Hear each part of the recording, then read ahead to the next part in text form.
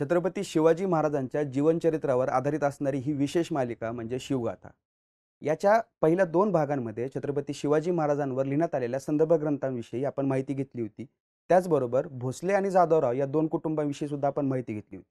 आजच्या या 3ऱ्या भागामध्ये छत्रपती शिवाजी महाराजांच्या जन्माच्या वेळेस या महाराष्ट्राची परिस्थिती काय होती, निजामशाही, आदिलशाही आणि मुघलांच्या राज्यामध्ये काय चाललं होतं आणि त्याच वेळेस शहाजीराजेंची नेमकी कुठली धावपळ चालू होती, धामधूम चालू होती याची माहिती आपण घेणार आहेत. नमस्कार, माझं नाव केतन आणि तुम्ही पाहताय बोलबिड. छत्रपती शिवाजी महाराजांचा जन्म झाला त्यावेळेस या महाराष्ट्रावर 3 शाह्यांचं राज्य होतं. त्यातली एक होती मुघल, दुसरी होती निजामशाही आणि तिसरी होती आदिलशाही. निजामशाहीच्या राज्यामध्ये निजामाचा मृत्यू झाल्यानंतर आणि मलिक अंबरचाही मृत्यू झाल्यानंतर त्याचा मुलगा हा फतेह खान हा वजीर झाला. या फतेह खानाने लहानग्या निजामाला गादीवर बसवलं. परंतु या फतेह खानाचं आणि शहाजीराजांचं कुठेतरी वितुष्ट येत होतं. त्याच वेळेस निजाम ज्यावेळेस गादीवर बसला त्यावेळेस दरबारामध्ये असणारा हमीद खान नामक एका मंत्र्याने या निजामाला रिझवण्याचे प्रयत्न करायला सुरुवात केली. या हमीद खानाची बायको या निजामाला दारू पुरवत असे आणि याच गोष्टीमुळं हमीद खानाचं दरबारामध्ये वजन वाढलं होतं. या हमीद खानाचं या आदिलशाहीसोबत प्रचंड प्रमाणामध्ये वैमनस्य होतं, भांडण होतं आणि या गोष्टीचा बदला घेण्यासाठी हमीद खानने निजामशाहीला आदिलशाहीच्या विरोधामध्ये चालून जाण्यास सांगितले. निजामाने या हमीद खानचा सल्ला ऐकला, आदिलशाहीच्या विरोधामध्ये आक्रमण केलं. परंतु या आक्रमणामध्ये निजामशाहीचा पराभव झाला आणि एकमेकांवर खापर फोडायला दरबारात सुरुवात झाली. याच गोष्टीमधून जाधवरावांचं आणि हमीद खानाचे भांडणं, खटके दरबारामध्ये उडायला सुरुवात झाली आणि याच वैमनस्यातून किंवा याच क्रूर भावनेतून हमीद खानानं निजामाचे कान भरले आणि एके दिवशी लखुजी जाधवराव आपल्या मुलांसह आणि नातवासह दरबारामध्ये आले असताना त्यांचा खून झाला. या गोष्टीमुळे शहाजीराजे दुखावले गेले. शहाजीराजांनी निजामशाही सोडली. परंतु या हमीद खानाचं दरबारातलं वाढतं वर्चस्व पाहता फतेह खान कुठेतरी अस्थिर झाला होता आणि त्याला जी भीती होती तीच घडली. हमीद खानाच्या सल्ल्यामुळं निजामाने फतेह खानाला कैदेत टाकलं. दुसरीकडे आदिलशाहीमध्ये इब्राहिम आदिलशाह जो कलेचा भोक्ता होता, सरस्वतीचा पुत्र म्हणून तो स्वतःला म्हणून घेत होता. या आदिलशहाचं कितीही निजामशाहीसोबत वैर असलं तरीसुद्धा त्याच्या मनामध्ये ही निजामशाही टिकली पाहिजे अशीच भावना होती. कारण या इब्राहिम आदिलशाहच्या मनामध्ये निजामशाही जर टिकली तर निजामशाही आणि आदिलशाही एकत्र येऊन मुघलांच्या विरोधामध्ये लढा देऊ शकतील अशा प्रकारची भावना होती. या निजामाचा इब्राहिम आदिलशहाचा मृत्यू झाल्यानंतर आणि इकडे निजामाचा मृत्यू झाल्यानंतर या दोन्ही गाद्यांमध्ये सत्ता संघर्ष पेटला. एकीकडे हमीद खानानं दरबारामध्ये आपलं वर्चस्व प्रस्थापित करून निजामशाहीमध्ये आपलं स्थान अढळ केलं होतं. तर इकडे आदिलशहामध्ये इब्राहिम आदिलशाह मेल्यानंतर त्याचा पुत्र दरवेश हा गादीचा खरा वारसदार होता. परंतु त्याचा दुसरा असणारा पुत्र मुहम्मद आदिलशाह यानं मात्र या दरवेशला कैदेत टाकलं. त्याच्या डोळ्यामध्ये सळ्या घातल्या, त्याला मारून टाकलं. आपल्या इतर भावांची त्यानं बोटं तोडली आणि तो स्वतः गादीवर बसला. रक्तरंजित वारसा या आदिलशहाने सुद्धा जपला आणि या कामामध्ये या मोहम्मद शहाला मदत केली होती 2 सरदारांनी. त्याचं नाव होतं मुस्तफा खान आणि खवास खान आणि हे दोन्ही सरदार नंतर इतिहासामध्ये अजरामर झाले. ज्या प्रकारे आदिलशाही आणि निजामशाहीमध्ये अशा प्रकारे रक्तरंजित संघर्ष सुरू होता, अगदी त्याच प्रकारे उत्तरेमध्ये जहांगीरच्या नंतर गादीवर कोण बसणार याच्यावरून जहांगीरच्या मुलांमध्ये भांडणं सुरू झाली आणि त्याच वेळेस मिर्झा खुसरूला शहाजहानने अतिशय क्रूरपणे मारलं आणि तो गादीवर बसला आणि खुर्रमचा शहाजहान झाला आणि शहाजहान उत्तरेमध्ये दिल्लीचा ह्या मुघलांचा बादशाह म्हणून त्यानं स्वतः राज्याभिषेक करून घेतला आणि या सगळ्या धामधुमीमध्ये शहाजीराजे निजामशाहीकडून सोडून मुघलांना येऊन मिळालेले होते. दख्खनच्या राजकारणामध्ये शहाजीराजांचं वर्चस्व होतं, त्यांचं महत्त्व वाढलेलं होतं. मलिक अंबरनंतर निर्माण झालेली सर्वात मोठी पोकळी शहाजीराजांनी भरून काढलेली होती आणि त्यातच लखुजी जाधवरावांचा मृत्यू झाल्यामुळं शहाजीराजांना प्रचंड महत्त्व प्राप्त झालेलं होतं. कारण शहाजीराजेने एवढा कर्तबगार पुरुष दुसरा कुठलाही या महाराष्ट्रामध्ये त्यावेळेस अस्तित्वात नव्हता. शिवाजी महाराजांचा जन्म झाला त्यावेळेस शहाजीराजेंनी स्वतः स्वतंत्र होऊन स्वतःचं राज्य स्थापन करण्याचा त्यांनी प्रयत्नही केलेला होता.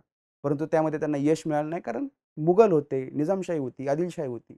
शहाजी महाराजांकडे असणारं सैन्यबळ कमी होतं आणि अशा परिस्थितीमध्ये शहाजीराजांना स्वतंत्र अस्तित्व निर्माण करणं खूप अवघड गेलं आणि अशा परिस्थितीमध्ये शहाजीराजांनी परत मुघलांची चाकरी पत्करली. ज्यावेळेस शहाजीराजे मुघलांकडे गेले त्याच वेळेस निजामशाहीमध्ये असणारा हमीद खान त्याच्या दरबारातलं वर्चस्व कमी झालं.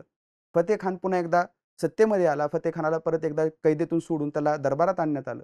निजामाचा मृत्यू झाला. त्याच्या मुलाला या फतेह खानाने गादीवर बसवलं आणि निजामशाहीची सगळी सूत्र त्यानं आपल्या हातामध्ये घेतली आणि या फतेह खानाने शहाजहानसोबत तह केला आणि ही निजामशाही शहाजहानला कायम अंकित राहील. शहाजहान ज्या प्रकारे सांगेल त्याच सल्ल्याप्रमाणे ही निजामशाही वागेल अशा प्रकारचा शब्द दिला आणि या गोष्टीमुळे झालं असं की या फतेह खानाचं मुघलांच्या दरबारात महत्त्व वाढलं. शहाजहानला शहाजीराजांची रिप्लेसमेंट मिळाली असं वाटलं आणि शहाजी महाराजांना त्यानं अडगळीत टाकण्याचा प्रयत्न केला. या गोष्टीमुळे शहाजीराजांचा स्वाभिमान दुखावला. शहाजीराजांनी मोगलांची चाकरी सोडली आणि ते आदिलशाहीकडे आले. इकडे आदिलशाहीमध्ये 2 गट पडले होते. एक होता मुस्तफा खानाचा गट आणि एक होता खवास खानाचा गट. आणि या दोघांमध्येही एका गोष्टीमुळे मात्र मतभेद झाले होते. मोहम्मद आदिलशहाला गादीवर बसण्यासाठी या मुस्तफा खान आणि खवाज खानाने जरी प्रयत्न केले असले तरी मुस्तफा खान हा कडवट विचारांचा होता. त्याच्या दृष्टीमध्ये निजामशाहीचं राज्य हे संपुष्टात आलं पाहिजे हा त्याचा हट्ट होता. तर खवाज खानाचं म्हणणं हे इब्राहिम आदिलशाहप्रमाणे होतं. खवाज खान म्हणत होता की काहीही झालं तरी निजामशाहीचं राज्य टिकलं पाहिजे, कारण कुठं ना कुठं जाऊन ही निजामशाही आपल्याला मदत करेल. आणि या गोष्टीमुळे दरबारात दोन गट पडले आणि खवाज खानाची बाजू घेतली मुरार जगदेव यांनी.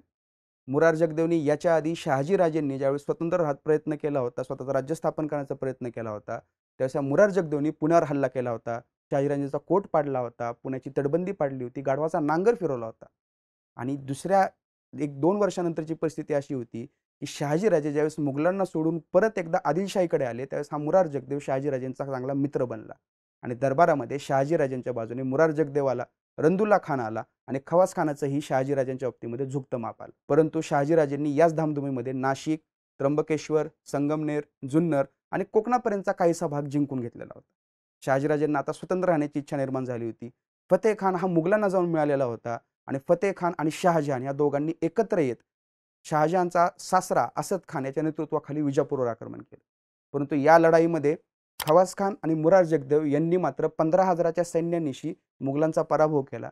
या गोष्टीमुळे शहाजहान चिडला.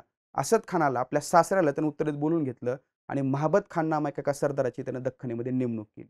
आणि या दख्खनीचा त्यावेळेसचा गव्हर्नर होता किंवा सुभेदार होता खान जमान. आणि या सगळ्या परिस्थितीचा, अंधाधुंदीचा, या सगळ्या युद्धाच्या परिस्थितीचा फायदा उचलला शहाजीराजांनी. शहाजीराजांनी जिंकून घेतलेल्या नाशिकपासून कोकणापर्यंतचा पूर्ण मुलूक आपल्या ताब्यात घेतला.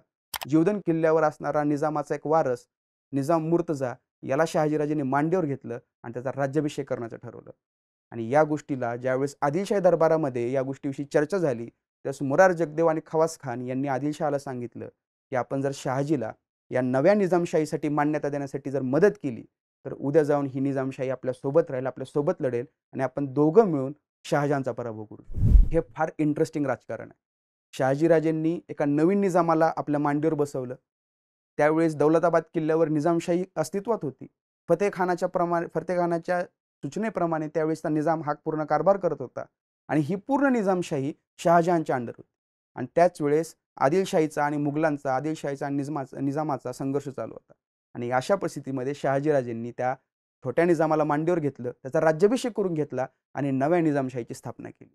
आणि ज्यावेळेस हा राज्याभिषेकाचा विधी पार पडत होता त्यावेळेस आदिलशाहीच्या दरबारामधून एक प्रतिनिधी या राज्याभिषेकाला उपस्थित होता आणि त्याचं नाव होतं मुरार जगदेव. ज्यावेळेस हा राज्याभिषेक पार पडला आणि राज्याभिषेक पार पडल्यानंतर हा मुरार जगदेव परत विजापूरला जात होता त्यावेळेस त्याचा मुक्काम पडला नांगरगाव गावी. आणि या नागरगाव गावी किंवा नांगरगाव गावी तिथे त्याने 24 प्रकारच्या तुलाविधीचे सोपस्कार पार पाडले. आणि ज्यावेळेस त्या नांगरगावला अशा प्रकारच्या विधींची पूर्तता झाली त्याच वेळेस या नांगरगावचं नाव बदलण्यात आलं, त्याचं नाव पडलं तुळापूर, जिथे दुर्दैवाने 1689 साली स्वराज्याचे दुसरे छत्रपती संभाजीराजेंची औरंगजेबाने अतिशय क्रूरपणे हत्या केली. मुरार जगदेवचं तुलाविधी पूर्ण पार झाला. तिथून तो विजापूरला गेला. शहाजीराजेंचा इकडे हा सत्ता संघर्ष सुरू होता. शहाजीराजेंनी नवीन निजामशाही स्थापन केलेली होती आणि ज्यावेळेस ही गोष्ट शहाजहानला समजली त्यावेळेस शहाजहानने महाबत खानामार्फत शहाजीराजांना अप्रोच केला. शहाजीराजेंसोबत बोलणी करायला सुरुवात केली. त्यानं सांगितलं शहाजीराजेंना की तुम्ही आमच्याकडे या मुघलांचे मनसबदार व्हा, तुम्हाला मागेल ती गोष्ट आम्ही द्यायला तयार आहे. शहाजीराजे म्हणले आम्ही तुमच्याकडे यायला तयार आहेत, पण मला राजपुत्राप्रमाणे वागणूक मिळाली पाहिजे आणि त्याचबरोबर मला 22,000चं सैन्य मिळालं पाहिजे. महाबत खानाने ही गोष्ट मान्य केली. परंतु शहाजीराजेंनी त्याच वेळेस आपल्या मित्रांमार्फत विजापूरच्या दरबारामध्ये बोलणी करायला सुरुवात केली की आमच्या नव्या निजामशाहीला तुम्ही अधिकृत निजामशाही म्हणून मान्यता द्या. सगळं सैन्य, माझी सगळी सत्ता, धन, दौलत हे सगळं काही मी तुम्हाला द्यायला तयार आहे. तुमच्या सोबत मी उभा राहायला तयार आहे. पण आमच्या राज्याला तुम्ही स्वतंत्र राज्याची मागणी जी आमची आहे ती पूर्ण करून द्या. आमच्या सगळ्या मागणीची तुम्ही पूर्तता करा. शहाजी महाराजांचं हे राजकारण यशस्वी झालं. आदिलशाही आणि निजामशाही एकत्र झाले. शहाजीराजांनी मुघलांची चाकरी, मुघलांची मनसबदारी, मुघलांचं सगळं काही जे काही भेटवस्तू आल्या त्या सगळ्या काही नाकारल्या आणि शहाजीराजे स्वतंत्र निजामशाहीचे वजीर म्हणून पुढे आले. या सर्व परिस्थितीकडे जर आपण नीटपणे बघितलं तर शहाजीराजे यांनी स्थापन केलेली निजामशाही ही अधिकृत निजामशाही म्हणून त्यावेळेस मान्यता पावली.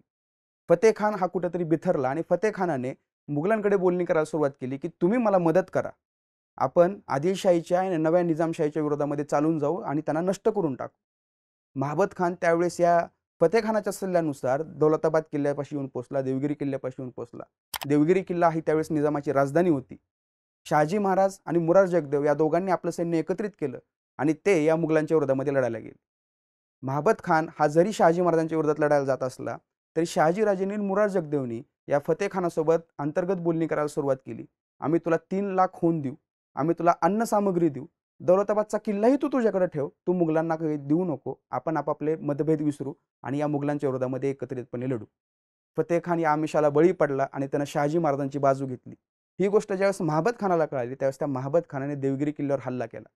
आपल्याला मदत करायला आलेला आपला मित्रच आपल्यावर उलटला आणि मुघलांनी देवगिरी किल्ल्याचा ताबा घेतला. अधिकृतपणे अहमदनगरच्या निजामशाहीचा अंत झाला.